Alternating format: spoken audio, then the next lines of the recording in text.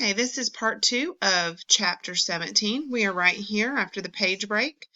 Remember, Matt was reading the history of opium and got a little irritated with the way that Esperanza Mendoza was referring to El Patron. She called him a evil, vicious, and self-serving man. But of course, he thinks that El Patron is this, high up on a pedestal, and that he did all this stuff, to make himself this great drug lord. I don't know. I kind of see it from both areas. I mean, why would you want to praise someone who is a drug dealer?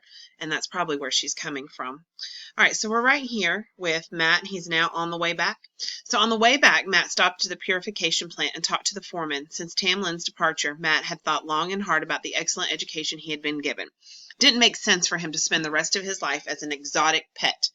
El Patron didn't waste money like that. No, Matt realized the old man meant for him to have a higher destiny.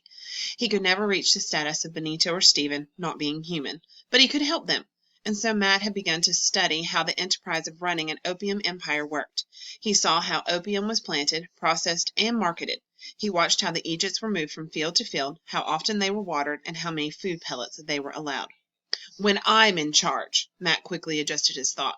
When I'm helping the person in charge, I'll free the Egypts. Surely opium could be grown by normal people. They may not be as efficient, but anything was better than the mindless army of slaves. Now that Matt had observed Rosa, he understood that. He asked the plant foreman about the underground river that flowed from the Gulf of California hundreds of miles away. It was used to supply water to the Alarcon estate, but it smelled. Before it was purified. Terrifyingly bad. The plant foreman refused to meet Matt's eyes. Like most humans, he didn't like talking to clones, but he also didn't want to anger El Patron. Why does the water smell like that? Matt asked. Dead fish, chemicals, the foreman replied, not looking up. But you take those out. Yes. Where do you put them?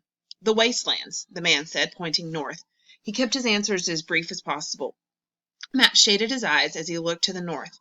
A heat haze shimmered over the desert, and he saw a series of ridges that might be buildings. There? He asked doubtfully. Yes, the foreman replied. Matt turned the horse and started heading northward to get a clearer view. The smell was so vile he feared he might have an asthma attack. He felt for his inhaler. They were buildings. They stretched in long rows with doors and dark little windows every so often. The roofs were so low, Matt wondered whether a person could stand up inside. The windows were covered with iron bars. Could this be where the Egypts lived? The idea was appalling. The closer Matt got, the stronger the stench became. It was a compound of rotten fish, excrement, and vomit, with a sweet chemical odor that was worse than all of the smells put together. Can you smell that? That was a good visualization. I definitely don't want to smell. Matt grasped the inhaler. He knew he should leave at once, but the buildings were too intriguing. He could see skeletons of fish, seashells embedded in the dirt around them. It seemed the whole place was built on wasteland from the Gulf of California. Matt circled around the end of the buildings and rode down to the depression that must have been used for waste. The evil smell made Matt's eyes water, and he could barely focus on the dense yellow sludge at the bottom. The horse stumbled, its legs collapsed beneath it, and Matt had to throw his arms around its neck to keep from being catapulted into the sludge. Get up! Get up! He ordered, and the horse was incapable of obeying. It sat on the ground with its legs folded up under it. Then Matt felt himself getting dizzy. He threw himself on the horse and sucked desperately into the inhaler. His lungs filled with liquid. A terror of drowning swept over him. He tried to crawl away from the trough. His fingers dug into the rotting, flesh-slimed oil.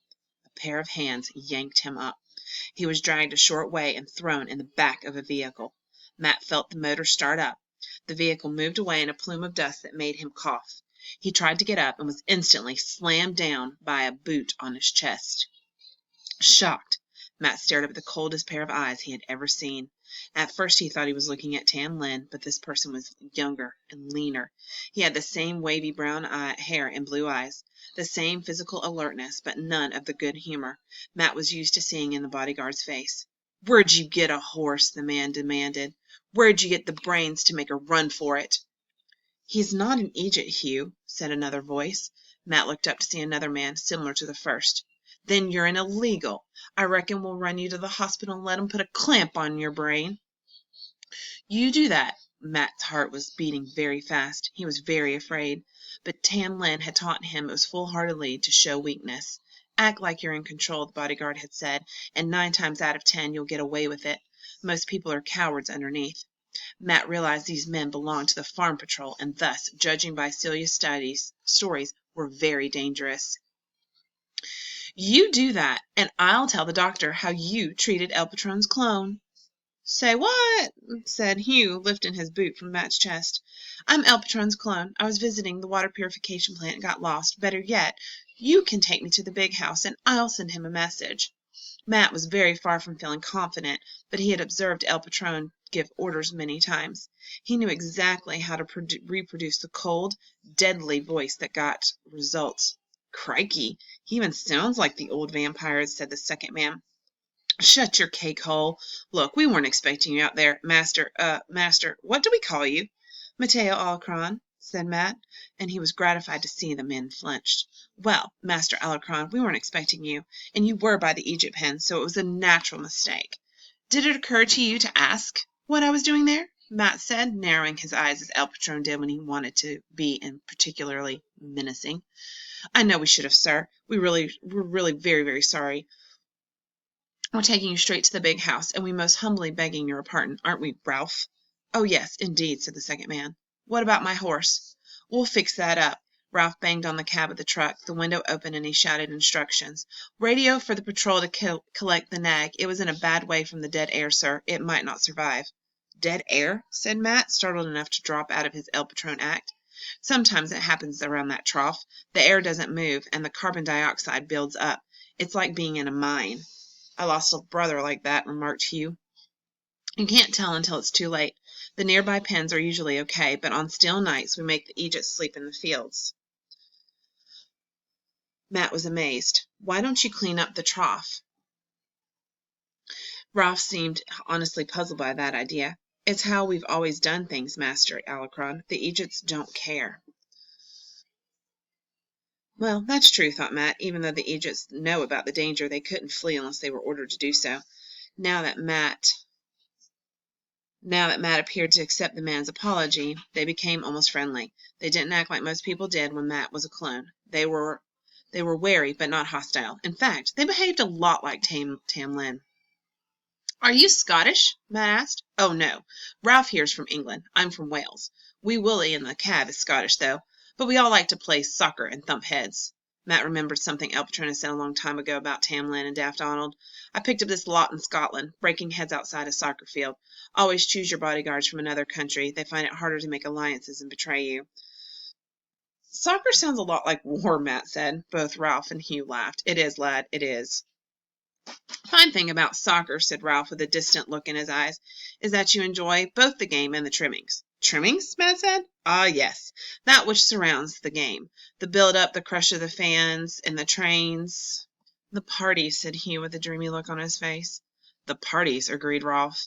You crowd into a pub with your mates, you drink until the owner throws you out. If he can throw you out, Hugh amended. And then, either before or after, you run into the fans on the other side, so of course you have to set them straight. That's when the thumping occurs, Matt guessed. Yes, nothing finer, especially if you win, said Ralph. The truck followed a zigzag course through the poppy fields.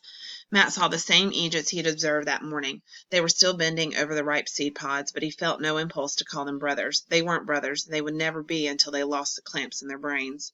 If you like it so much, why don't you come here? Matt asked them. The men lost their dreamy expressions. Their eyes became cold and distant. Sometimes, Hugh began and then fell silent. Sometimes the head thumping goes too far. It's okay to kill people in war, then you're a hero. But in soccer, which is every bit as glorious, you're supposed to shake hands with the enemy afterward. Kiss his Rudy Bug's backside more like, said Hugh in disgust. And we didn't like that, see?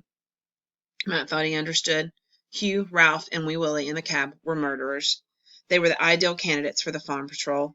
They would have to be loyal to El Patron, or he would dump them into the arms of whatever police were looking for them. The lush gardens and the red tile roofs of the big house were visible now. Nothing could have been further from the long, low dwellings where the Egypts lived, that is, when they weren't sleeping in the fields to keep from being gassed.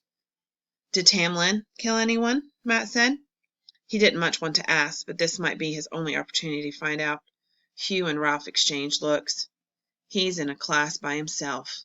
He's a bloody terrorist. Can't think why El Patron trusts him so much, said Hugh. They're like father and son. Put a cork in it. Can't you see who we're talking to? Hugh said. The house was near, and Matt was afraid they'd let him out before he learned what he wanted to know. What did Tamlin do? He urged. Only set a bomb outside the Prime Minister's house in London, replied Hugh. He was a Scottish nationalist, see? Wanted to bring back Bonnie Prince Charlie or some other fat slug. He wasn't motivated by beer like the rest of us. No, he was a cut above, Ralph said, with his fancy ethics and social conscience. It's a shame a school bus pulled up at the wrong minute. The blast killed 20 kiddies. That's what social conscience gets you, Ralph said as he helped Matt climb down. The truck drove off at once. The men seemed to get away, or perhaps they were forbidden to show themselves around the civilized halls of El Patron's mansion. Wow. You think of Tamlin, he's done nothing but take care of Matt, and besides thinking that he killed the dog when he didn't, Tamlin has done nothing that would have shown that he would have been someone that would be a terrorist. And, the fact that he has now, killed children, I wonder what Matt's opinion of him will be. What's your opinion of Tamlin?